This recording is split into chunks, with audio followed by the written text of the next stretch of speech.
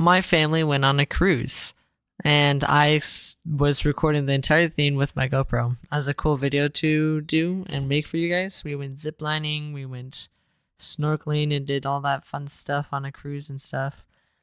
And then I look at my GoPro after doing like barely any swimming, and it gives me an error. And I was like, what the heck? It turns off.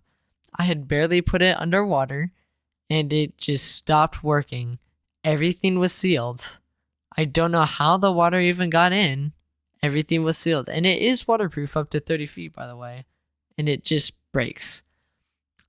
When we get back to the boat, I open everything up and a bunch of water just comes out. All my footage is gone. My GoPro stopped working. Like, this is so sad. Customer support doesn't open until tomorrow for me, so I'll see what I could do then. But man, all my fun footage of me doing all this cool stuff is just gone. It was so beautiful in the Caribbean, so this really sucks.